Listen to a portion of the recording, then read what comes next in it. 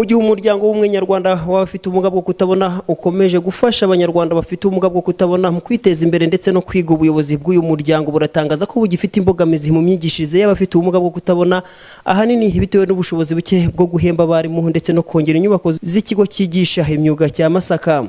Dr. Subi Patrick, umuyobozi w'ubumwe nyarwanda bw'abafite ubumuga bwo kutabona RUB, aratangaza ko iki kigo cyigisha imyuga ijyanye n'ubuhinzi n'ubworozi ari kimwe mu Rwanda, ndetse ntibabone inkunga ya leta, bityo bigatuma batagera ku bafite ubumuga bwo kutabona mu Rwanda hose. Abatanababwira n'ibindi nuko iki kigo muri mu bungu nicyo kigo cyonyine gikora ibintu mwabonye mu gihugu cyacu cy'u Rwanda. Nta kindi kigo ya kimwe gihari muzabona gikora ibintu. Rero murumva ko akazi dufite urebye ntabwo ari akazi twebwe tukaba dukora nk'umuryango nyarwanda w'abatabona, ariko kubera ko hari icyo cyuho habuze ugakora, twariyemeje gukora, ariko twakabaye twifuza ko tuzakomeza gukora ibi bintu, ko wenda hari abandi bazadutera inkunga bakadufasha cyangwa se bakanagakora, twebwe tugakora akandi kazi kacu kabaye dukora ariko gukora ubuvuzi. Mukeshimana Jean Marie Vianney, umuyobozi w'ikigo cy'abafite ubumuga bwo kutabona cya Masaka, aratangaza ko abafite ubumuga bwo kutabona barangirije muri iki kigo bamaze kugera ku ntambwe ishimishije, dore ko bibafasha kwigirira icyizere no kwihesha agaciro, bityo bakubahwa mu miryango yabo ndetse no muri sosiyete nyarwanda.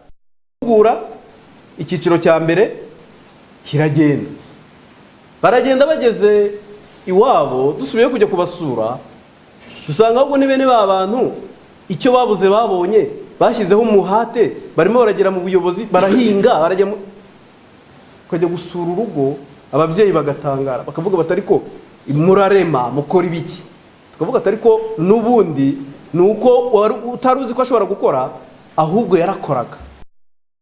Kugira ubumuga bwo kutabona ntibivuze kutiteza imbere nk'uko bamwe mu banyarwanda babitekereza. Uyu ni Musabyimana Patrice, umwe mu banyeshuri barangirije mu kigo cyigisha imyuga abafite ubumuga bwo kutabona gihereye mu murenge wa Masaka, akaba havuga ko abasha gutunga umuryango we, kurihira abana amafaranga y'ishuri ndetse n'ibikorwa by'iterambere, akaba habikesha umwuga w'ubudozi.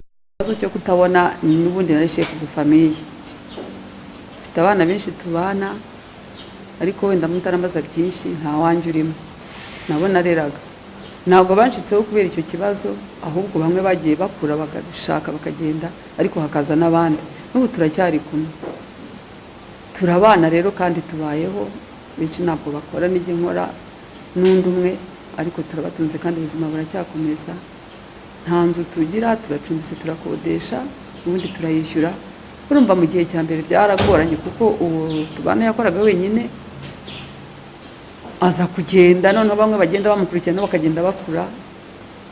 Uyu munsi dusigaranye n'umwarimu ubasha kujya ku kazi, nanjye ndakora iyo mipira yanjye, tugafatikanya tukabaho, kandi n'inzu tubamo tukabasha kuyishyura.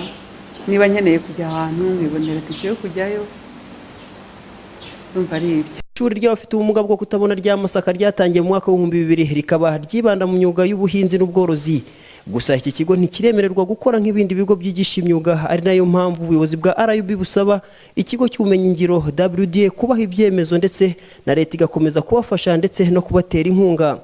Bamwe mu bafite ubumuga bwo kutabona biga mu kigo cya Masaka giterwa inkunga n'ubumwe nyarwanda bw'abafite ubumuga bwo kutabona RUB, baremeza ko hari imyuga myinshi bamaze kwigishirizwa muri iki kigo, nk'umwuga w'ubuhinzi, ubworozi ndetse n'imirimo yo mu rugo. Bishoboye nuko naje nanjye kwiga aha ntabwo nzi ko abantu batabona bakaye bakora akazi kakorora, ukuntu wakorora utari, ariko nasanze bishoboka. Ubu ngubu umuntu arayira nta kibazo.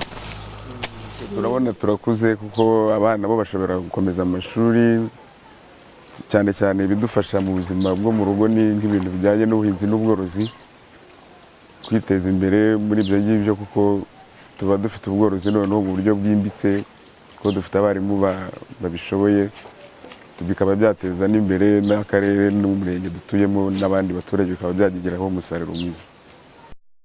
Ikigo cy'abafite ubumuga bwo kutabona cya Masaka cyatangiye mu mwaka wa 2000 nyuma y'ihohoterwa, kikaba gifashwa n'inkunga iva hanze gusa, ku buryo iramutse ihagaze n'imirimo y'iki kigo ishobora guhagara mu gihe giharanira inyungu rusange y'abanyarwanda bafite ubumuga bwo kutabona. Kugeza ubu amaze kurangiza amasomo y'imyuga basaga 570, naho abari kwiga muri uyu mwaka wa 2016 ni 45. umubare ukiri hasi ugereranyije n'abanyarwanda bafite ubumuga bwo kutabona bifuza kugerwaho n'ubu bumenyi. Biziyaremye Tassier, Clouds TV.